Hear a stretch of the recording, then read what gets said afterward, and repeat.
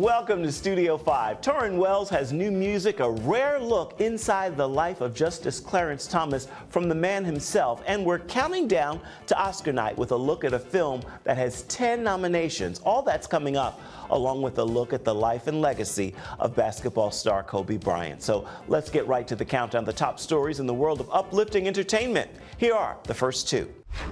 At number 5. Away from the bright lights of the big stage, Jon Bon Jovi is on a quiet journey to feed people in need. My focus was not on philanthropy when I was 20 years old. It was on being a successful musician. That longtime music success now allows the rocker and his wife to tackle hunger in New Jersey, opening their latest soul kitchen on the Rutgers University campus in Newark for students who can't afford food. Food insecurity is a critical issue facing many college students and one that hits home here at Rutgers. Here at the Soul Kitchen, students can buy a meal or eat for free and simply volunteer to serve when they can. Volunteering my time to make others feel comfortable was important. Firstly, as a student, who knows what it's like to not have food at times. This new kitchen is the rock star's third in the Garden State. At number 4. Man, gospel music has so many incredible talents, and I'm so humbled to be in that category. Kirk Franklin takes home his 15th Grammy Award. Brothers and sisters, I want to welcome you back to life. His Love Theory earns the prize for Best Gospel Song. He also wins Best Gospel Album. For King and Country and Dolly Parton take Best Contemporary Christian Music Performance for God Only Knows. And For King and Country wins Best Contemporary Christian Music Album for Burn the Ships. Sending prayers to Kobe Bryant and his family. And so begins this week's countdown. We'll pick it back up at number 3 in just a little bit.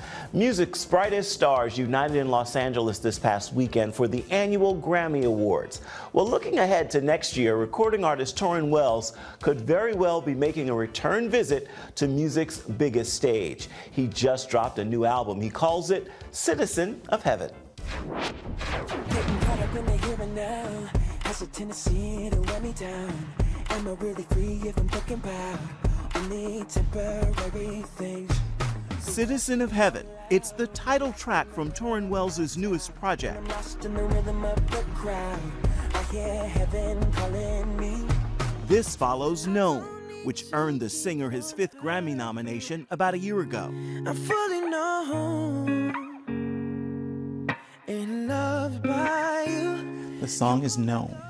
Tell me about the story behind the song. How did this come to you? Well, it was actually kind of a cool story in how we wrote it. We wrote this banger that day, me and these two guys, Jordan Sapp and Ethan Halls. And just a really fun, we were like, we could play this at NBA games. This is like a placement. And then as we were wrapping up that first song, I said, well, you know, the best song is always the second one you write.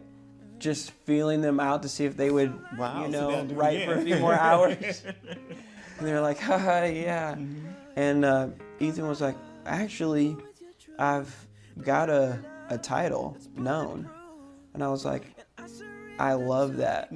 And there was a quote that I had recently heard at the time that he said that title. And it was this quote by Timothy Keller that said, to be loved but not known is comforting but superficial.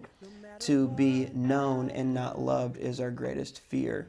But to be fully known and truly loved is what it means to be loved by God. And Jordan's like, yeah, we're writing that. I'm fully known and loved by you. What lesson do you want people to take away from? I mean, because we've all lived that experience of people not seeing us, not knowing us. What do you want them to? Well, I would just say, my friend Lecrae said this, if you live for people's acceptance, you'll die from their rejection. You can live above the approval of the world when you live from the affirmation of God. And that sets you free to be who you are. Jesus did not die for our image. He died for who we really are. And there's freedom in that. Lord, I know it's you. Miracle is another track from Tauren's new album. But when he's not singing, he's preaching, including here at one of the largest churches in the country, Joel Osteen's Lakewood Church, where Wells serves as a worship pastor. Has it been intimidating to walk in the shoes of such a great facility? And Yeah, so there is certainly some getting used to. You know, it's a big room. It's formerly the Compact Center where the Houston Rockets played basketball, and now it's a church. But it's I don't want to say this oversimplifying it, but it's just church. You know, it's a body of believers coming together, gathering around the glory of God. And that's always an amazing place to be. So it took some getting used to, but Pastor Joel and Victoria really carry a lot of humility in how they approach their platform and how they serve the people that they've been called to serve. So just kind of getting in their wake has been really easy to do. Stepping into my band years, I really hid behind the music, and we put the songs close together so I wouldn't have to speak a lot, and I was very afraid to do it. So when I stepped away from Royal Taylor, that was part of the reason. It was, I'm not hiding behind insecurity. I'm not gonna let these negative voices define my calling. I'm gonna be who God has called me to be and do what He's called me to do. And so that year that I left Royal Taylor, all I did was preach the whole next year. So there was fear.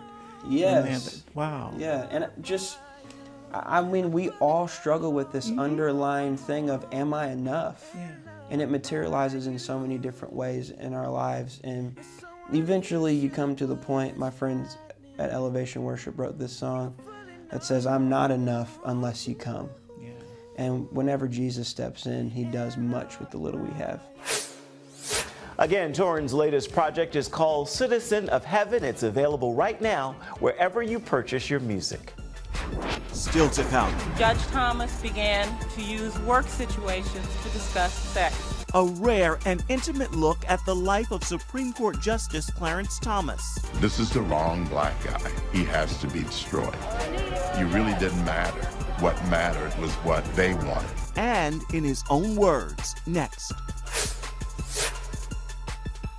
On October 1st, 1961, history was made when a tiny station began transmitting the first signals of the Christian Broadcasting Network. CBN, the Christian Broadcasting Network. And now, a new era has begun with the all-new CBN News Channel. Just moments ago, the Iron Dome intercepted an incoming rocket right on the Gaza border. Administering in this area, spiritual warfare is definitely involved. A 24/7 news network, bringing you the news you want from a source you can trust. In Kenya, 40% of the medical services are actually provided by these Christian hospitals. Let's talk about the economy. Believers here are joining together to win people to Jesus Christ. All your favorite shows now in one place. Go to cbnnewschannel.com to find out how to get the CBN News Channel on your TV all day, every day. CBN News. At number 3. Come on, guys, come on. Y'all got gifts to make you stars, but I'm gonna make you stars for Jesus. The Clark sisters are legends in gospel music, with a singing mother who gave them their start in 1966. Studio 5 has this sneak peek at their story, coming to Lifetime Television in April. You gonna sing for the Lord, or you gonna lay down for the devil? You didn't just sing songs. You sold your future. You sold your sister's future. All we ever did was what you wanted us to do. Did you ever ask us what we wanted? Right, ladies, it's showtime. She's not gonna stay in this house like that. At number 2. Crucial is this now to get back to 2 in front. Yes.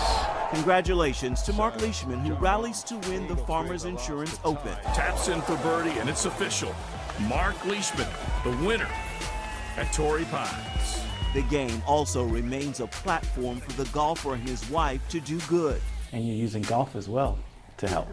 Yeah, definitely. The latest mission is delivering relief to animals and people back in Australia. enduring the devastating brush fires. But everyone really does get behind each other, help each other any way they can, and this is certainly one of those times where we need as much help as we can get.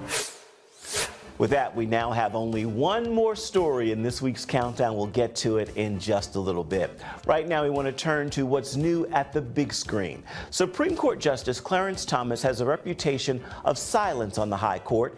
There are reports he broke a 3-year silence back in March of 2019, and there was a 10-year silence before that. But he's opening up in a new documentary. We're speaking with the director, but first, here's a Studio 5 first look at Created Equal. Clarence Thomas in his own words. Judge Thomas, you solemnly swear to tell the truth, the whole truth, and nothing but the truth, so help you God. I do. When I was 6, I wandered the streets by myself. You were hungry and didn't know when you'd eat. Someplace in my life, the road split off. I'd gone to the seminary. I'd gone to all-white schools. I was never going to be a part of that world. I was never going to be white. The problem is I could never go back completely to the world I came from. We're supposed to be revolutionaries. We were for anybody who's kind of in your face. I saw what I had become, lashing out at every single thing. And then I asked God that if you take anger out of my heart, I'll never hate again. And that was the beginning of the slow return to where I started. I was under constant attack. You're not really black because you're not doing what we expect black people to do. And I will nominate Judge Clarence Thomas to serve as Associate Justice of the United States Supreme Court. That's when all heck broke loose. And that's just a quick look at Created Equal. Clarence Thomas in his own words. Now, the director of that film joins us now, Michael Pack. First of all, how did you manage to get Clarence Thomas, who's known for being quiet, to actually speak, and how long did you spend with him? Well, he's quiet in the sense that he doesn't give a lot of interviews. He's actually a very well-spoken, gregarious guy, although he does call himself an introvert. The story is that Justice Thomas, we had heard from mutual friends that Justice Thomas was tired of having his story told by his enemies, full of misrepresentations and half-truths. So in talking to him and researching it, I realized what a great story he had to tell. And I also realized that he was really the one to tell the story. You know, we originally were going to interview a whole bunch of other people, but really he's the one that knows his story best. So we picked this pattern. It's called Created Equal, Justice Thomas in his own words, because he speaks directly to camera as if he's talking directly to the viewer, telling him about his life. So I interviewed him for over 30 hours, just him and his wife. They're the only interviews in the film. And you hear Justice Thomas tell his life story his way as he experienced it. In watching, I had no idea that he spent time in seminary. What are some of the things we learn?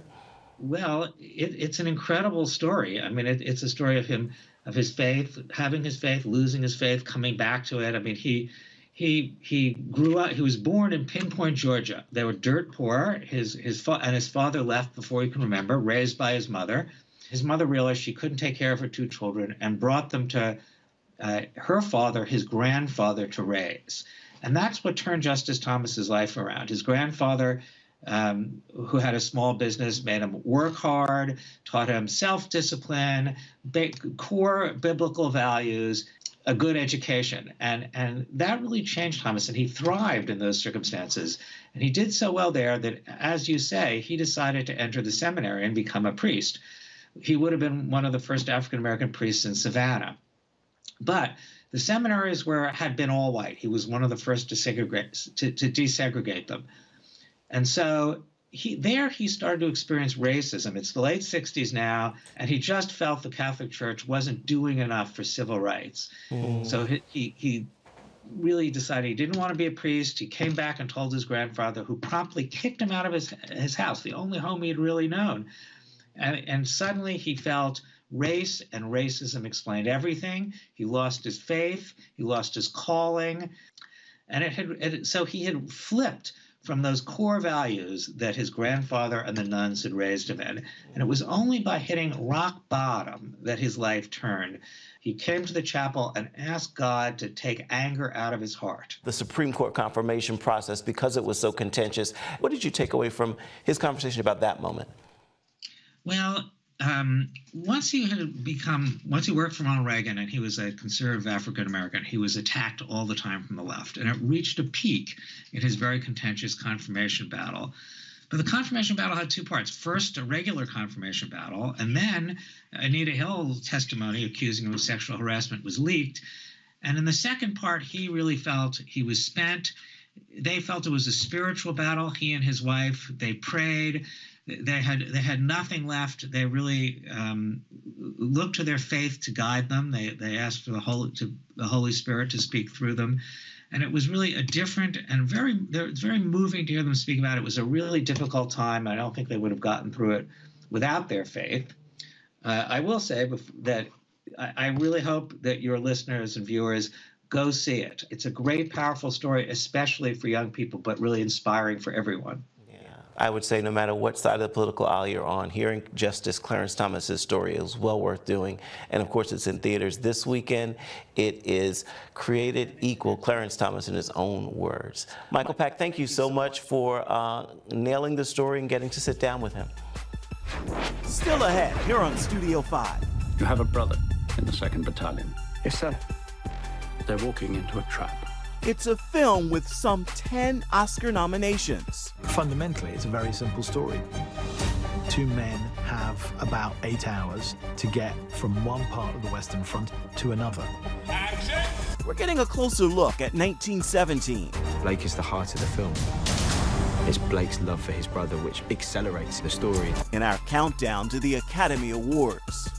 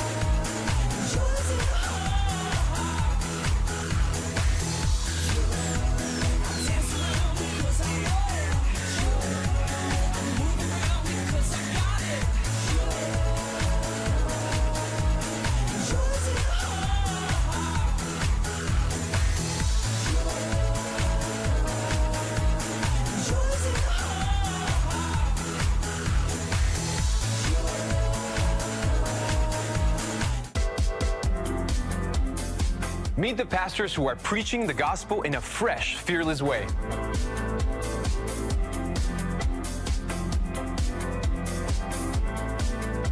I'm Roberto Torres-Cedillo. Join me each week for Next Gen Voices.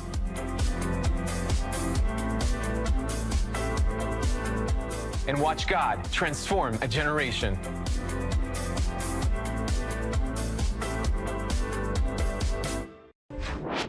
At number 1. And we both know, no matter what I do next, I'll always be that kid with the rolled-up socks, garbage can in the corner. Remembering basketball star Kobe Bryant, who died in a helicopter crash Sunday morning with his 13-year-old daughter Gianna and 7 others. Many mourn the giant who joined the Los Angeles Lakers from high school at just 18, winning 5 NBA championships, 2 Olympic gold medals, and an 18-time All-Star. We heard from LeBron James, calling Bryant his big bro, writing, "I promise you I'll continue your legacy." And his former teammate Shaquille O'Neal talking about the loss of his friend on his podcast. The only thing that's sad to me is he's not going to be here when he walks into the Hall of Fame. Bryant saw struggles early in his career away from the court, but he said those trials taught him a valuable lesson. God is great. Don't get no simpler than that, bro.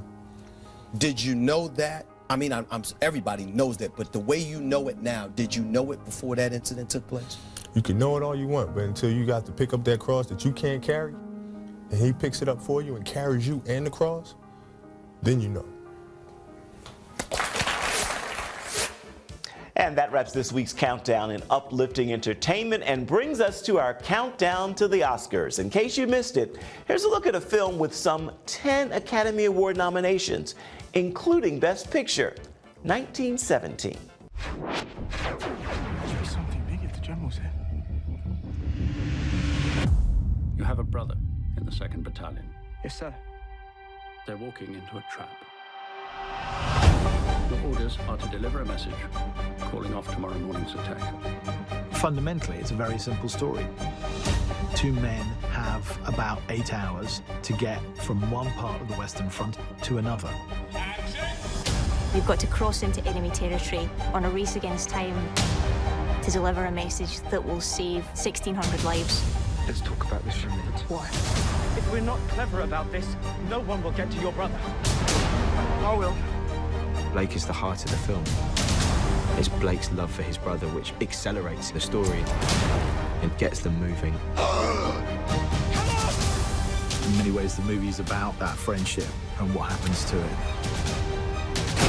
They help each other, but in ways they don't really fully comprehend. If you don't get there in time, it will be a massacre. Good luck.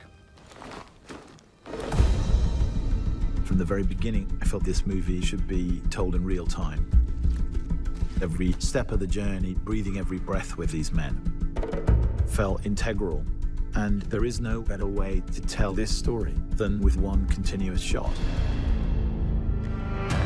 You have to construct a journey for the camera that's every bit as interesting as the journey of the actor. What I wanted was one ribbon, like a snake, moving forward, in which the information that you needed happened to fall in front of where the camera was pointing. The fact that we're moving always forward, it does have a compound effect, the gradual growing menace, and that constant sense of threat of what isn't seen, of what might be around the corner, is baked into the DNA of this movie. This weekend is Super Bowl Sunday, but next weekend is Oscar weekend, and we can watch together to see 1917 and how it measures up in this year's Oscar count. Now, before we take a break, it is time to say it in pictures. Here's this week's Studio 5 Snapshot. We return to the life and legacy of basketball superstar Kobe Bryant. Artists are remembering his larger-than-life impact, painting murals like these in creative spaces. Some include the 41-year-old's 13-year-old daughter, Gianna, the young rising basketball player who also died Sunday in the helicopter crash near Los Angeles, along with 7 other passengers. These emotional artistic tributes are this week's Studio 5 Snapshot.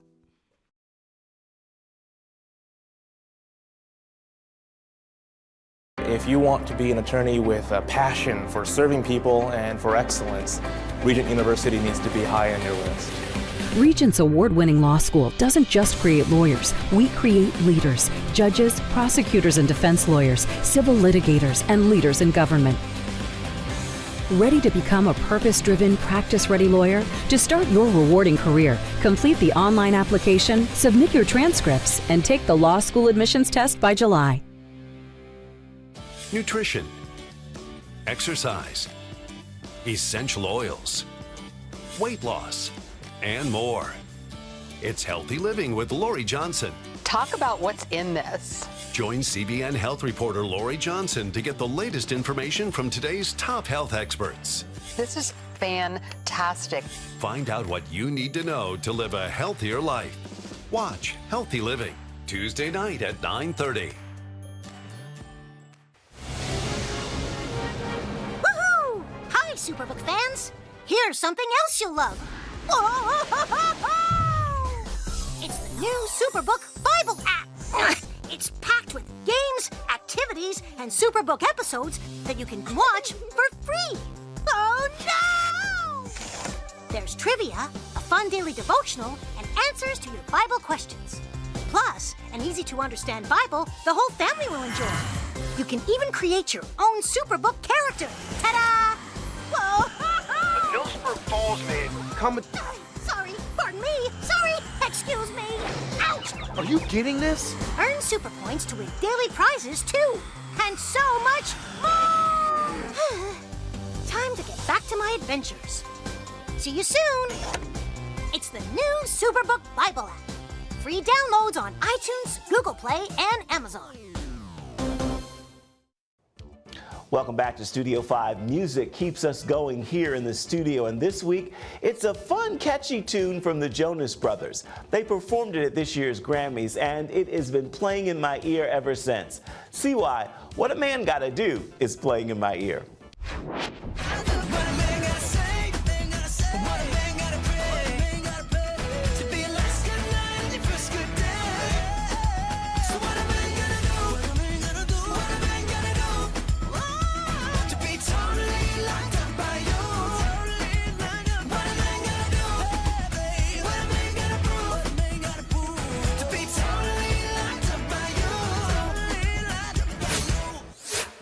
What a Man Gotta Do from the Jonas Brothers. On that musical note, we are just about out of time for this episode of Studio 5. So let's pull out next week's rundown and see what we're working to bring you come next week. I asked him to pray for me. I figured anyone who is going through what he is going through must be awfully close to God. It's a role that's earned actor Tom Hanks another Oscar nomination, Fred Rogers. He dreamed of being a minister. He went to seminary school. We're continuing our countdown to the Academy Awards with a look at A Beautiful Day in the Neighborhood. We are trying to give the world positive ways to deal with their feelings. This piece will be for an issue about heroes. Do you consider yourself a hero? Hope you'll join us for that and so much more next week. As for the final word for this edition of Studio 5, we thought we'd give that to Justice Clarence Thomas, who's opening up in the documentary out this week, Created Equal, Clarence Thomas in his own words.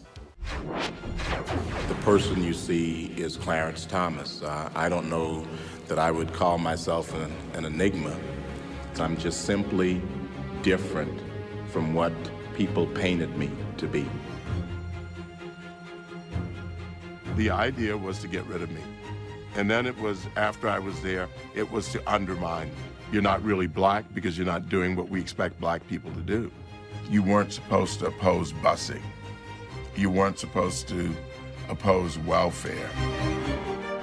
If you criticize a black person who's more liberal, you're a racist. Whereas if you can do whatever to me, the distinction that my nuns used to make when we were kids living under segregation, that in God's eyes, we're all equal. That doesn't mean that we all can do the same things or all have the same ability, but there's certain rights that you were born with that are inherent. I decided that the principles on which I was raised, the principles of this country, were worth dying for. And that is the final word for this edition of Studio 5 and this week's look at uplifting entertainment. Until next time, make time to uplift someone around you. And then please come on back and see where Studio 5 takes you next week. Bye-bye.